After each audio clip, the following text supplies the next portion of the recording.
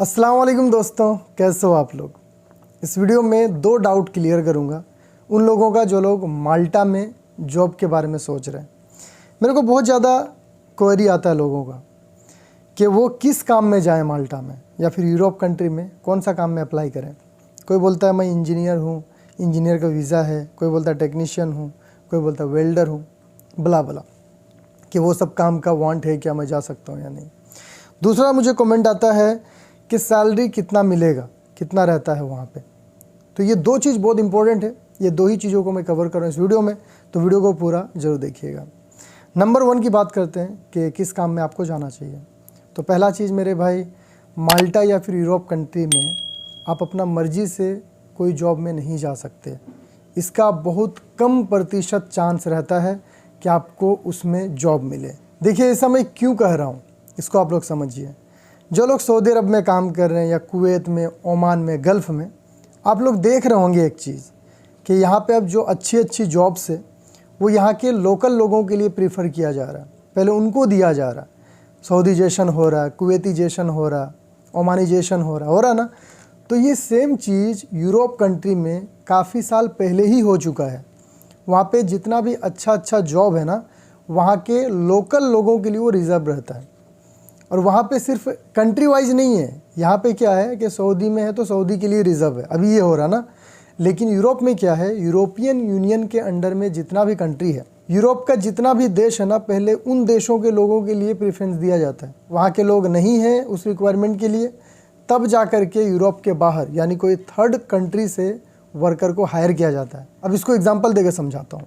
मान लीजिए माल्टा में कोई रिक्वायरमेंट है मैकेनिकल इंजीनियर का, तो माल्टा सरकार क्या करेगी, पहले उसका एडवर्टाइजमेंट करेगी, रिक्वायरमेंट देगी अपने कंट्री के लिए, माल्टा के लिए। अगर कोई माल्टा में है इंजीनियर तो वो ले लेगा वो जॉब को, अगर नहीं है तो बाकी यूरोप देश के लिए भी वो एडवर्टाइज़ करेगा।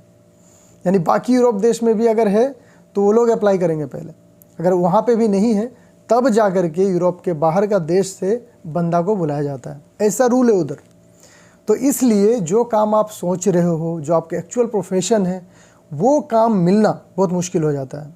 इसका बहुत कम प्रतिशत चांस रहता है मेरे भाई। अगर मैं झूठ बोल रहा हूँ किसी से पूछ लेना या फिर गूगल कर लेना। अब इसके लिए लोग करते क्या है, करते ये हैं कि जो लो कैटेगरी वाला वीज़ा होता है, रिक्वायरमेंट आता है, उसमें लोग चले जाते हैं। इसको भी एग्जाम्पल देकर समझाता हूँ।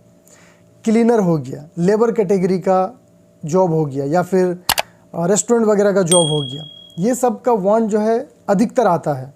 तो लोग क्या करते हैं, ये सारे जॉब में अप्लाई करते हैं पहले, क्योंकि यूरोप का वीज़ा मिलना ही एनफ है।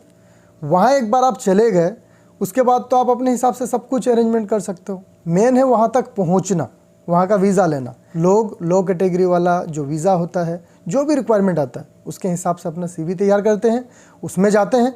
फिर वहाँ पहुँचने के बाद अपना जो एक्चुअल प्रोफेशन है उसको खोज के चेंज कर लेते हैं। तो इसको बोला जाता है स्मार्ट प्लान। और वही लोग सक्सेस होते हैं जो इस तरह से प्लान करके जाते हैं।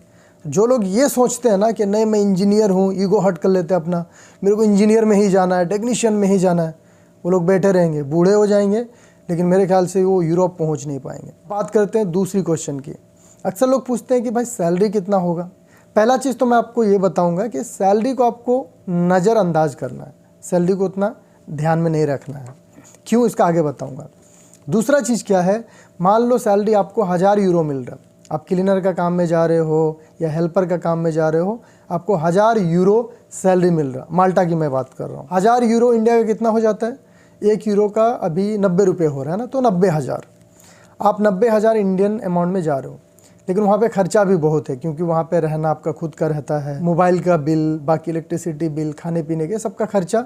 तो मान के चलो आपका आधा पैसा खाने में चला जाएगा, है ना, तो 45,000 40,000 आप बचाओगे। देखिएगा कोई भी कंपनी में जब आप जाओगे ना, यूरोप में क्या रूल है कि वहाँ पे हफ्ता में 2 दिन छुट्टी रहता है, सैटरडे संडे, 5 दिन काम रहता है। अब आप खुद सोचिए, 8 घंटा का ड्यूटी रहेगा, 8 घंटा का ड्यूटी में हफ्ता में 2 दिन छुट्टी रहेगा, तो क्या सिर्फ आप जाके वहाँ वही काम करोगे? नहीं करोगे। इसके अलावा और भी काम आप तलाश करोगे, पार्ट टाइम करोगे, जो कि माल्टा या फिर यूरोप कंट्री में पार्ट टाइम को लेके कोई रिस्ट्रिक्शन ही नहीं होता है, वहाँ पे खुली आज़ादी रहती है। तो लोग दबा के वहाँ पे पार्ट टाइम करते हैं, साइड इनकम सैलरी से ज़्यादा होता है।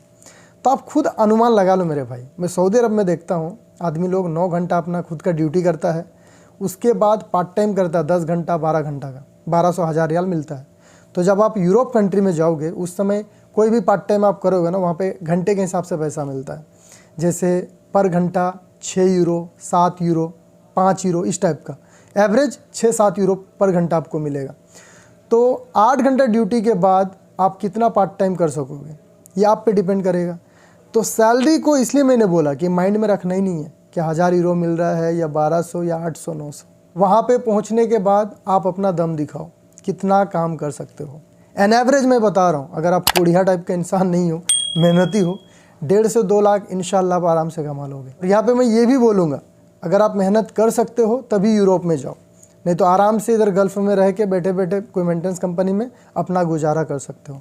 तो उम्मीद करूँगा ये जो 2 डाउट था ये आप लोगों का क्लियर हो गया होगा। इसके बाद जो वीडियो आएगा वो बाकी डाउट को आपका मैं कवर करूँगा। चैनल पर नए हैं सब्सक्राइब कर लीजिएगा, वीडियो को शेयर भी कीजिए अपने दोस्तों तक। मिलता हूँ फिर नेक्स्ट वीडियो में, अपना ख्याल रखिए। Thank you so much for watching.